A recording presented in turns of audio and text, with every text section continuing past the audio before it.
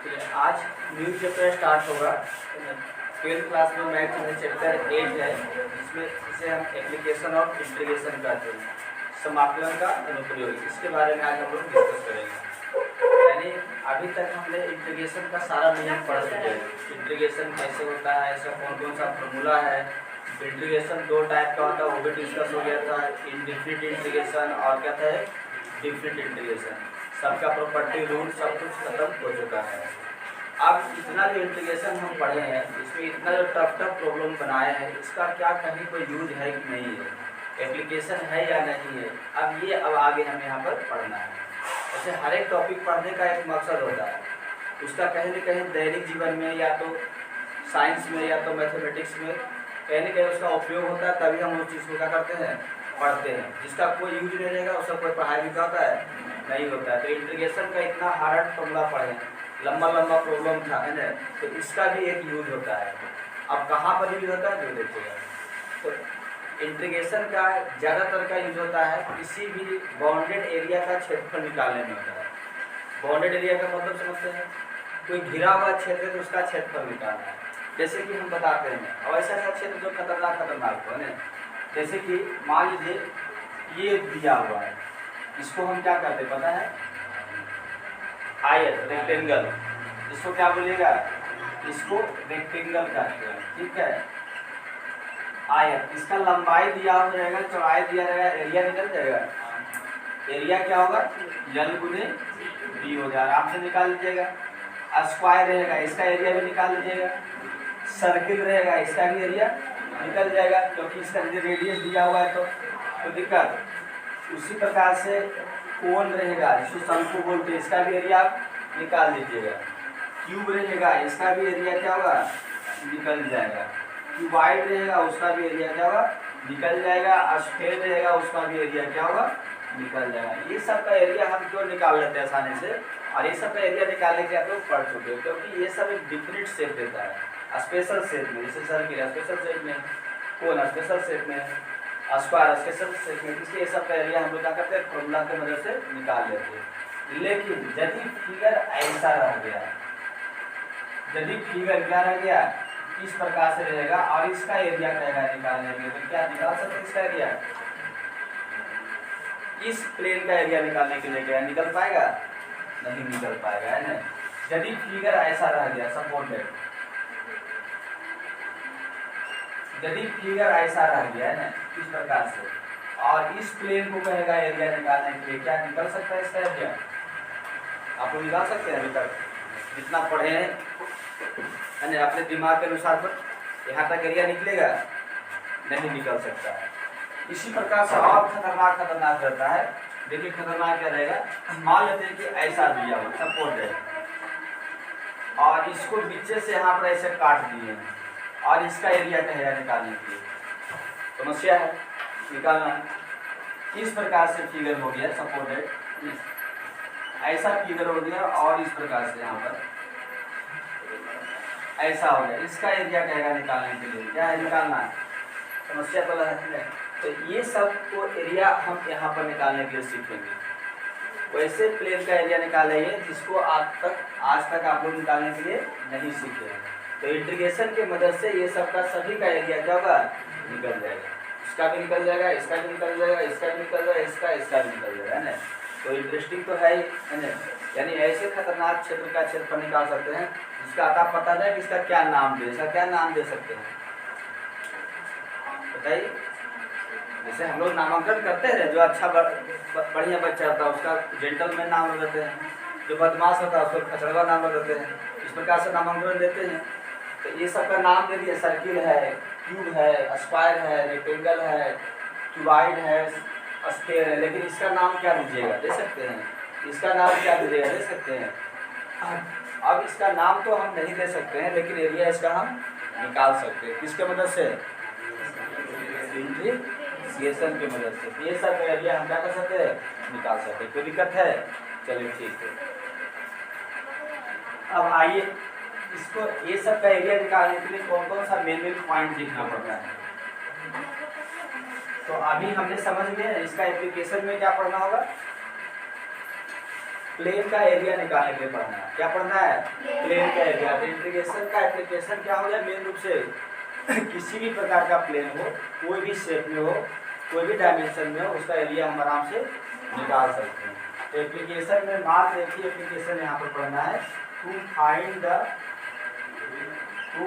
The area of, क्या हो जाएगा, of any plane. To find the area of क्या होगा? एनी प्लेन, यानी किसी तल का क्षेत्रफल ज्ञात करना। किसी तल का क्या हो गया? क्षेत्रफल ज्ञात करना, यही इसका एप्लीकेशन रहेगा। अब किसी भी तल का क्षेत्रफल ज्ञात करना होगा तो उसको कौन कौन सा स्टेप लेकर चलेंगे ताकि प्रॉब्लम आराम से बन सकता है। तो देखिएगा, जो भी प्रॉब्लम रहेगा इसमें इक्वेशन दिया हुआ रहेगा। क्या दिया हुआ रहेगा? इक्वेशन दिया हुआ रहेगा। इक्वेशन का मतलब समीकरण। और ये समीकरण रहेगा डबल वेरिएबल में रहेगा। किसमें रहेगा? डबल वेरिएबल में। सिंगल वेरिएबल में हो सकता है या तो डबल, ट्रिपल नहीं रहेगा। सिंगल या तो क्या रहेगा? डबल वेरिएबल में रहेगा। सिंगल वेरिएबल में या तो क्या रहेगा? डबल वेरिएबल में रहेगा। तो दिक्कत है। अब आपको क्या करना है? इक्वेशन दिया हुआ रहेगा, पहला स्टेप में लेके चलना है। स्टेप 1 में, पहला स्टेप में आपको क्या करना है? इसका रफ स्केच खींचना है। जो इक्वेशन दिया हुआ रहेगा ना, उसका क्या खींचना है? Rough sketch. तो पहला रहेगा draw rough sketch. Rough sketch हो गया। ड्रॉ क्या हो गया? Rough sketch. रफ स्केच समझते हैं ना, मतलब ग्राफ बनाना है और वो ग्राफ को पेपर में नॉर्मल ग्राफ जैसे सर्किल बनाना है, तो ऐसे करते हैं रफ स्केच हो गया। अब एक है कि मतलब कंपास लिए उसको बढ़िया से ऐसे घुमाए तो हो गया, तो वो आएगा फिर आपको फाइनल हो गया, फुल एंड फाइनल, मतलब रफ पूरा कहलाएगा, सब हो गया। और इस तरह से ऐसे ही गोल कर दे तो क्या हो गया? रफ। कोई दिक्कत है? तो draw rough sketch. Rough sketch कितना होगा? पहला स्टेप। स्टेप दूसरा में क्या करना होगा? जब रफ स्केच खींच लीजिएगा तो उस एरिया को प्रिस्क्राइब करना होगा या साइडेड करना होगा जिसका आपको क्षेत्रफल निकालना है। तो साइडेड द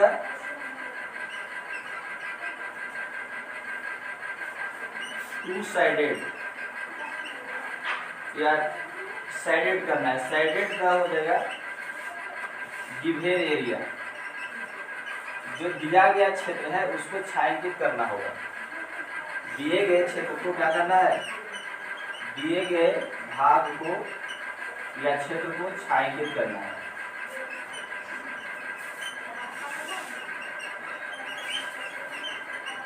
छायांकित करना है। दिए गए क्षेत्र का मतलब क्या है कि मान लेते हैं कोई हमने ऐसा ग्राफ खींच दिया, सब एक बताते हैं।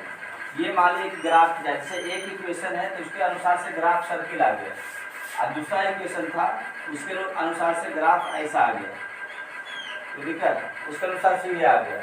और इसका एरिया निकालना है, इसका ना एरिया क्या निकालना है? इसका निकालना है। इसको हम इस प्रकार से क्या कर देंगे? साइडेड कर देंगे। क्या कर देना है? साइडेड। इसको एरिया निकालना होगा स्टेप दूसरा में। फिर स्टेप तीसरा में क्या कीजिएगा? जब इसको साइडेड कर दिए तो जहाँ पर अब इसको इंटीग्रेट करना होगा। क्या होगा? इंटीग्रेट करना होगा। ये अलग फंक्शन इक्वेशन से खिंचाया है ग्राफ, और ये अलग इक्वेशन से खिंचाया है, तो दोनों इक्वेशन को जरूरत के अनुसार से क्या करना होगा? इंटीग्रेट करना होगा। और इंटीग्रेट करने के लिए लिमिट की आवश्यकता होगा। क्या होगा? लिमिट के। तो लिमिट भी निकालना है और इंटीग्रेट करना है। तो टू फाइंड द लिमिट या तो इंटरसेक्टिंग पॉइंट, लिमिट निकालने के लिए आपको क्या निकालना होगा? Intersecting point. तो इंटरसेक्टिंग पॉइंट निकालना है, टू फाइंड इंटरसेक्टिंग पॉइंट। और चौथा में क्या हो जाएगा? इंटीग्रेट द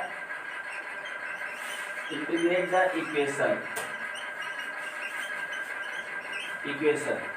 यानी इसमें हो गया टू फाइंड इंटरसेक्टिंग पॉइंट, मतलब जहां पर कट रहा है, दो तीन ग्राफ खिंचाएगा एक ही प्लेन पर, तो जहां कट रहा है उसका इंटरसेक्टिंग पॉइंट निकालना है। सबका नहीं निकालना, जिसका जरूरत पड़ेगा। जिसका क्या पड़ेगा, जरूरत पड़ेगा उसका इंटरसेक्टिंग पॉइंट निकालिएगा, प्रतिच्छेदी बिंदु। उसके बाद फिर इक्वेशन को इंटीग्रेट करना होगा, समीकरण को भी, उसमें भी सबका है जिसका जरूरत पड़ेगा। समीकरण को क्या कीजिएगा, इंटीग्रेट कीजिएगा। इंटीग्रेट करते समय इंटरसेक्टिंग पॉइंट जो निकला है उसको लिमिट के रूप में रखना है, जिसका जरूरत पड़ेगा उसी का, सबका नहीं। तो लिमिट रखिएगा, तो यहाँ पर जो इंटीग्रेट कीजिएगा वो कौन सा इंटीग्रेशन होगा, इंडिफिनिट की डिफिनिट, डिफिनिट। कौन सा इंटीग्रेशन होगा, डिफिनिट इंटीग्रेशन। डिफिनिट इंटीग्रेशन करने के बाद जो रिजल्ट आएगा वही एरिया हो जाएगा, वही क्या होगा, एरिया होगा। तो इतना स्टेप में हमको चलना होगा। तो सबसे पहला स्टेप के बारे में डिस्कस करते हैं, ग्राफ खींचने के लिए, रफ स्केच खींचने के लिए। किसके बारे में, रफ स्केच खींचने के लिए। और रफ स्केच खींचने के लिए आपका सारा नियम आ जाएगा जो आप लोग 9th क्लास में पढ़े होंगे, फिजिक्स में, मैथ में, 10th क्लास में भी पढ़े होंगे, और ज़्यादातर के आप लोग 11th क्लास में भी पढ़े होंगे मैथ में, है ना। सारा रूल यहाँ पर आएगा रफ स्केच खींचने के लिए। जो 11th क्लास पढ़ रहे हैं उसको बढ़िया से समझ में आएगा, जो नहीं पढ़े हैं उसको समझने का प्रयास कीजिए, उसको भी समझ में आ ही जाएगा। कोई दिक्कत है? तो अभी हम क्या डिस्कस करेंगे आज, केवल रफ स्केच खींचने के लिए किसका, अलग अलग प्रकार के इक्वेशन का, समीकरण का, अलग अलग प्रकार का समीकरण दिया हुआ रहेगा और उसका आप यहाँ पर क्या किया जाएगा, रफ स्केच। चलिए ठीक है, ये सब नोट करना है कि मिला दे सकते। चलिए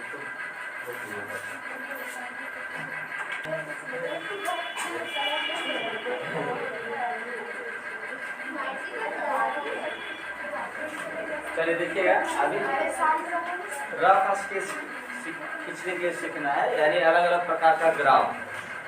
क्या सीखिएगा, ग्राफ कैसे खींचाता है पहले, क्योंकि इसमें जब तक ग्राफ नहीं खींच पाइएगा इसको प्रॉब्लम नहीं बन पाएगा। बिना ग्राफ का प्रॉब्लम ये बनेगा ही नहीं। कौन सा प्रॉब्लम, एप्लीकेशन ऑफ इंटीग्रेशन, इसके लिए ग्राफ कंपलसरी है। तो आइए पहले हम लोग ग्राफ करने के लिए, ग्राफ खींचने के लिए सीखते हैं कैसे ग्राफ खींचा जाता है। और ग्राफ भी खींचाएगा यहाँ पर इक्वेशन को देखते हुए। जैसे कि देखिएगा, यदि इक्वेशन इस टाइप कर दिया हुआ है, इधर ध्यान देना, कितना बेटे तो आप समझ जाएगा। जैसे कि मान लीजिए x बराबर 2 दिया हुआ है, इसका ग्राफ कैसा खींचाएगा, x बराबर 2।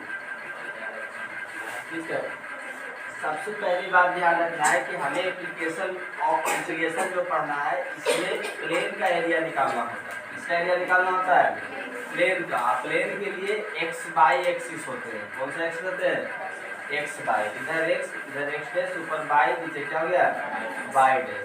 अब जैसे देखिए 1 यहाँ पर 2 3, -1 -2 और माइनस क्या हो गया 3, 1 2 3, इतने चलते -1 -2 और माइनस क्या हो गया 3। अच्छा तो समझ में आ जाएगा। यहाँ पर 0, x बराबर 2, बताइए x बराबर 2 कहाँ पर होगा, यहाँ पर। y बराबर कुछ है इक्वेशन में नहीं, केवल x बराबर 2 का ग्राफ खींचना है। तो यहाँ पर एक कौन सा लाइन बनेगा, स्ट्रेट लाइन जो बाई एक्सिस के पैरेलल रहेगा। इसका ग्राफ ऐसा खींचेगा। ये हो गया x बराबर 2 का ग्राफ। कोई दिक्कत है, ये x बराबर क्या हो गया 2 का ग्राफ है। दूसरी नंबर, यदि दिया हुआ रहेगा x y बराबर दिया हुआ है -4, इसका ग्राफ कहाँ पर होगा, तो कैसा खींचाएगा, तो फिर उसी प्रकार से चलिएगा। तो दिक्कत y बराबर -4 है, इसका भी ग्राफ खींचने के लिए क्या करना है, इधर x डैश, ऊपर y और नीचे क्या हो गया y डैश हो गया। इधर 1 2 ऐसे लीजिएगा करके, 1 2 3 4, -1 -2 -3 और माइनस क्या हो गया 4। तो y बराबर केवल -4 है, x नहीं दिया हुआ है, तो यहाँ पर खिंचाएगा, ये x एक्सिस से क्या होगा पैरेलल होगा। यदि बिंदु यहाँ भी लेते हैं तो y बराबर -4 बताएगा, यहाँ से दूरी 4 है ना। ये पॉइंट लीजिए तो भी y बराबर क्या होगा -4 है। ये पॉइंट सब जगह y बराबर क्या है -4। इसी प्रकार से इसमें भी सब जगह x बराबर क्या है 2 है। यहाँ भी x बराबर 2, यहाँ भी x बराबर 2, 2 के सामने इधर भी x बराबर क्या है 2। कोई दिक्कत है? अब आगे देखिए, ये x बराबर 2 और y बराबर -4 का ग्राफ खींचा गया। नेक्स्ट क्या देखना है, यदि तीसरा नंबर में x बराबर 22, इसका ग्राफ कैसे खींचेगा, x बराबर क्या रह गया 22, इसका ग्राफ ड्रॉ करना बड़ा सिंपल है। फिर उसी प्रकार से इधर x, इधर x डैश, ऊपर बाई नीचे क्या हो गया बाई डैश। थोड़ा सा सोचना है, जब x बराबर बाई लिए हैं, यदि इसका टेबल बनाइएगा तो कैसा बनेगा टेबल जानते हैं? अगर बनाते हैं, यदि इसका टेबल बनाते हैं तो कैसा बनता है? इसमें x, इसमें क्या हो गया बाई। यदि x 0 तो बाई भी क्या होगा 0, x 0 तो बाई भी 0, x 1 तो बाई भी 1, x 2 तो बाई भी 2, x -1 तो बाई भी क्या होगा, ऐसा टेबल बनेगा। समझ में आता? अब इसमें क्या कीजिए, देखिए 1 हो गया, 2 हो गया, 3 हो गया, 1 2 और क्या हो गया 3, -1 -2 और -1 हो गया, -2 हो जाएगा और माइनस क्या हो गया 3, ये 0 रहेगा। पहले पॉइंट जो होगा 0 0, x 0 बाई 0, तो पहला पॉइंट क्या होगा 0 0, ये पॉइंट हो गया 0 0, ठीक है। दूसरा पॉइंट होगा 1 1, x भी 1 और बाई भी क्या है 1, ये पॉइंट देखिए, ये 1 के सामने ऐसे जाएगा, ये 1 के सामने ऐसे जाएगा, ये पॉइंट हो गया 1। फिर होगा अगला पॉइंट 2 2, x 2 और बाई क्या होगा 2 2, ये पॉइंट ऐसे जाएगा, ये ऐसे जाएगा, ये हो जाएगा 2 2, -1 1, इधर से आएगा -1 1। अब सबको मिला दिए सभी पॉइंट को, ये ग्राफ ऐसा कैसा, कोई दिक्कत है? तो x बराबर बाई रहेगा तो ग्राफ इस प्रकार से जाएगा।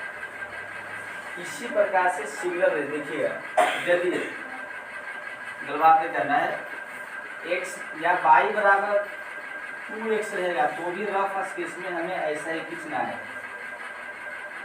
बाई बराबर x रहे तो भी ग्राफ इसी प्रकार से, बाई बार 2x को भी ग्राफ क्या करना है इसी प्रकार से ही खींचना है, बाई बार 2x का भी ग्राफ। यदि बाई बराबर बी नंबर में, यदि बाई बराबर 3/2x है, इसी का रूप में है, बाई बराबर 3 बाई क्या है 2x दिया हुआ है, तो भी ग्राफ कैसा खिंचाएगा इस ढंग से खिंचाएगा, है रफ स्केच करने के लिए हमें ऐसा ही करना होगा। तो दिक्कत, यदि आपका 9 बाई बराबर 3/2x दिया हुआ है तो भी ग्राफ क्या होगा ऐसा ही, क्योंकि दोनों प्लस प्लस ही है ना, इस प्रकार से खिंचाएगा। मतलब इसका ग्राफ, इसका ग्राफ, इसका सबका थोड़ा सा ऊपर नीचे ऐसे होगा, बेंट आगे पीछे होगा, लेकिन फर्स्ट क्वाड्रेंट और थर्ड क्वाड्रेंट में ही रहेगा और 0 से गुजरेगा, मूल बिंदु से गुजरेगा। किससे गुजरेगा? तो रफ स्केच के लिए सबका ग्राफ क्या होगा कॉमन होगा। अंदाजा, रफ का मतलब अंदाजा हो गया, तो सबका ग्राफ क्या रहेगा कॉमन ही रहेगा। कोई दिक्कत है? चलिए, लेकिन क्या बाई बराबर -x है तो ग्राफ कैसा है? एक प्लस है वो क्या हो गया माइनस, तो ग्राफ क्या होगा? तो ग्राफ का थोड़ा सा रूप क्या होगा बदल जाएगा। रूप क्या बदल जाएगा? जब x माइनस रखिएगा तो बाई क्या होगा प्लस आएगा, जब x प्लस रखिएगा तो बाई क्या होगा माइनस। तो रूप बदलने के लिए, समझने के लिए इसका टेबल बना लेते हैं। देखिए टेबल, चाहे ऊपर से ना बढ़िया से ना, बाई बराबर क्या ले रहे हैं -x,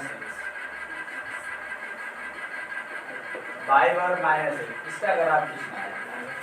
एक का ग्राफ को ध्यान में रखना होगा। चलिए ठीक है, इसका ग्राफ खींचने के लिए यदि हम टेबल बनाते हैं तो क्या बनेगा बताइए। तो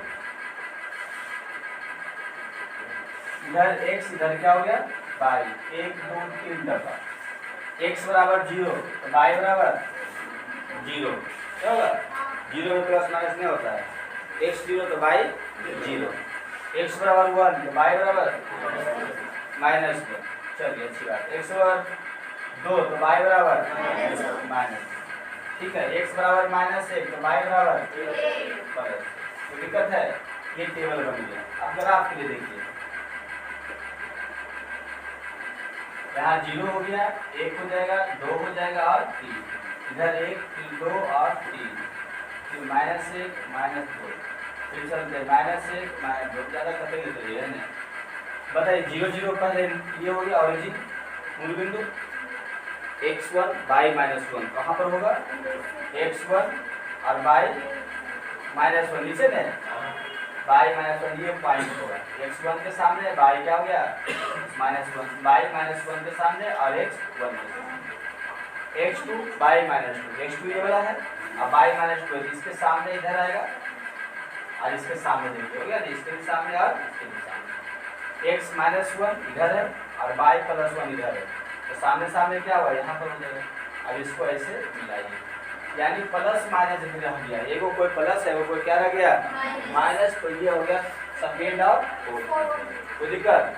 अब देखिएगा ये जो ग्राफ खींचे हैं ये 4 नंबर का हो गया, ऐसा ही ग्राफ होगा माइनस बाई बराबर एक्स का भी, माइनस बाई बराबर क्या होगा, ऐसा ही ग्राफ होगा बाई बराबर माइनस 4x का भी, ऐसा ही रफ के सर्फ में सेम नहीं होगा, इसमें होगा सेम रफ, समझ रहे अंदाजा वाला में, ऐसा ही ग्राफ होगा बाई बराबर माइनस 3/2x का ही, ऐसा ही ग्राफ होगा 2 बाई बराबर माइनस 9/8x का ही, तो सबका ग्राफ लगभग क्या रहेगा इसी तरह से रहेगा रफ स्केच के केस में, कोई दिक्कत है।